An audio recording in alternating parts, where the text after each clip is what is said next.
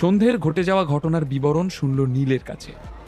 পৃথা অবাক চোখে নীলের কাছে এসে বলল, নীলদা, আপনি ধন্য। এত গুণ আছে আপনার। আপনি আজকের বিপদে যেভাবে সাহায্য করলেন, আমার মান রাখলেন আপনি। Thank you. কিন্তু আপনি এত কিছু জানলেন কি করে? সত্যি করে বলুন তো, আপনি ডাক্তারিও জানেন? পৃথার মুগ্ধতায় নীল হেসে ফেলল। না না, কি যে বলো, আমি ডাক্তারি কি করে জানবো? তবে এত বছরে বুঝে শুনে এই সামান্য কয়েকটা ব্যাপার সম্পর্কে অল্প একটু ধারণা তৈরি হয়েছে, এই আর কি। কিন্তু তুমি আমার কাছে দাঁড়িয়ে বেকার সময় নষ্ট করছো।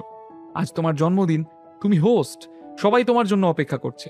বলেই নীল নিজের ড্রিঙ্কসে চুমুক দিল। সারা রাত ধরে চলল হাসি, মশকরা, ঠাট্টা, ইয়ার্কি। জমে উঠল কাচের গ্লাসে ঠোকাঠুকি, খাওয়া দাওয়া। আর তার সাথে জমে উঠল পৃথা কুশলের সাথে নীলের আড্ডা। উর্মিলাকে সারিয়ে তোলার ঘটনাটা নিশ্চয়ই রটে যাবে চতুর্দিকে। হ্যালো মাই বেটার হাফ, কি করছো? তোমার জন্য অপেক্ষা করছি, বুঝলে। রাত তখন গভীর, নীল পার্টিতে মশগুল। তাও আদ্রিতার কথা মনে পড়ল নীলের। ওকে ফোন করে জিজ্ঞেস করলো, ডিনার করেছো? আসলে নীল জানতো পৃথা কিংবা কুশল কেউই আজকের রাতে ওকে বাড়িতে যেতে দেবে না। সারা রাত ওরা একসাথেই আনন্দ করবে। সেই জন্য নীল আদ্রিতাকে ফোনে বলল, বসের একটা জরুরি কাজ পড়ে গেছে, আজ রাতে মনে হচ্ছে না আমি বাড়ি ফিরতে পারবো। তুমি চিন্তা করো না, সকাল হলেই চলে আসবো। আদ্রিতা নীলের ফোন পেয়ে খুব খুশি। তুমি চিন্তা করো না, আমি ঠিক আছি। তুমি মন দিয়ে অফিস সামলাও। আমি তাহলে শুয়ে পড়ি। ঠিক আছে, good night sweetheart, I love you. Neel আদ্রিতার প্রত্যুত্তরের অপেক্ষা না করে ফোনটা কেটে দিল। কিন্তু ওপাশে আদ্রিতা এখনো ধরে রইল ফোনটা। ওর শ্বাস প্রশ্বাস দ্রুত হলো। ও অনুভব করল যে ওর সারা শরীরে একটা শিহরণ খেলে যাচ্ছে।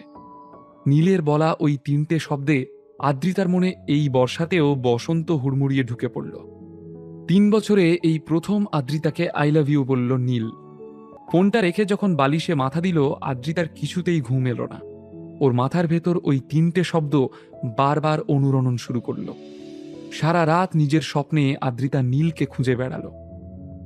ওদিকে নীল ফোন রেখে আবার পার্টিতে মজে গেল। সারা রাত হইহুল্লোড়ের পর নীল যখন বিশ্রাম নিচ্ছিল, তখন প্রায় সকাল হয়ে গিয়েছে। নীলের ঘুম ভাঙল আদ্রিতার ফোনে। কি ব্যাপার আদ্রিতা, এত সকাল সকাল? সারা রাত বুঝি ঘুম হয়নি? তুমি শিগগির ফিরে এসো আর আমাকে সেন ম্যানশনে নিয়ে চলো। আদ্রিতার গলায় স্পষ্ট একটা উদ্বেগ ধরা পড়ল। কেন, কি হয়েছে? Any problem? নীল ব্যস্ত হয়ে আদ্রিতাকে জিজ্ঞেস করলো। ওর মনে হলো নিশ্চয়ই গুরুতর কোনো প্রবলেম হয়েছে। আরে প্রফুল্ল মামার ওই বন্ধুটা আমাদের সমস্ত টাকা নিয়ে গায়েব হয়ে গেছে। ফোনও ধরছে না, সুইচ অফ বলছে। এখন কি হবে নীল? আচ্ছা, আমি বরং একটা ট্যাক্সি করে চলে যাচ্ছি, তুমি তোমার কাজ করো। বলেই আদ্রিতা ফোনটা চট করে কেটে দিল। নীলের কাছে এবার সমস্ত ছবিটা পরিষ্কার হয়ে গেল। নীল গতকাল প্রফুল্ল মামার ওই প্রস্তাবটির বিরোধিতা করেছিল, কিন্তু উল্টে নীলকেই সকলের কাছে অনেক কথা শুনতে হয়েছিল। তবু নীল নিজের যুক্তি পয়েন্ট বাই পয়েন্ট বুঝিয়ে দিয়েছিল। কিন্তু অর্থপিপাসু সেন পরিবারের একজনও নীলের কথা শোনেনি। আজ তারা এসে ঠকে গেছে। এমনিতেই নীল এই পরিবারটিকে একেবারেই পছন্দ করে না। এই পরিবারের ক্ষতিতে ওর কিছু এসেও যায় না। কিন্তু এই বিষয়টাতে আদ্রিতা জড়িত, কারণ প্রফুল্ল আদ্রিতার মামা। আদ্রিতার চিত্রার জন্যই কল্যাণী সেন প্রফুল্লের প্রস্তাবে রাজি হয়েছিল। আর যদি সেন পরিবারের এত টাকা ক্ষতি হয়, ওরা যদি পথে বসে যায়, তাহলে সমস্ত দোষ গিয়ে পড়বে আদ্রিতা আর ওর শাশুড়ি মায়ের উপর। সেটা কখনোই হতে দেবে না নীল। তুমি চিন্তা করো না আদ্রিতা, আমি তোমাদের এই সমস্যার একটা সলিউশন বের করবই। কিন্তু এটাই প্রথম আর এটাই শেষ, মনে মনে চিন্তা করল নীল। সাথে সাথেই ওর মাথায় একটা আইডিয়া খেলে গেল। নিজের ফোনের কন্ট্যাক্ট লিস্ট থেকে বিশেষ কারোর ফোন নাম্বার খুঁজেই তাকে কল করল নীল। আরে নীল যে, কি খবর? এতদিন পর এই অধমের কথা মনে পড়ল। কেমন আছিস বস? আমি ভাবলাম কোথায় হারিয়ে গেল আমার নীল। ফোনের ওপাশ থেকে এই কথাগুলো শুনে নীল হেসে ফেলল। আচ্ছা, অনেক হয়েছে, এবার তোর নাটক বন্ধ কর। একটা জরুরি দরকারে ফোন করেছি, তোর হেল্প দরকার।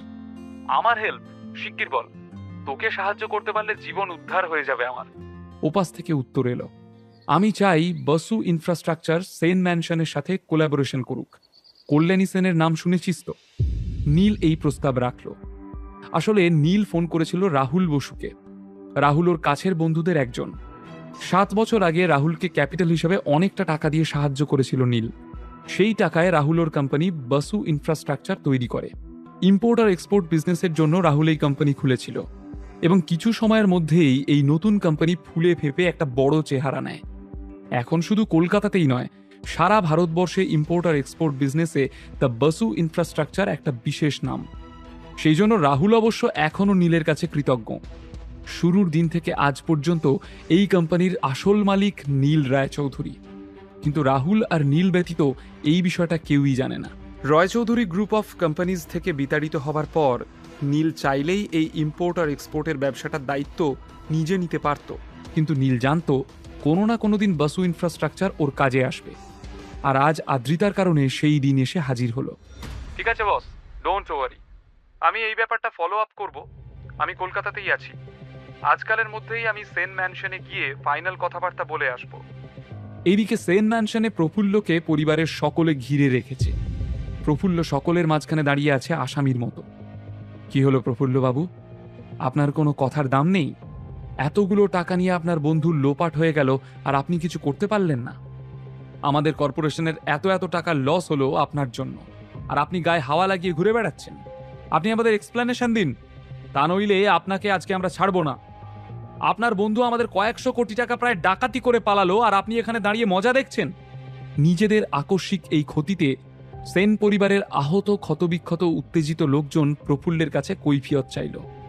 সকলেই বিভৎস রকমের রেগে আছে।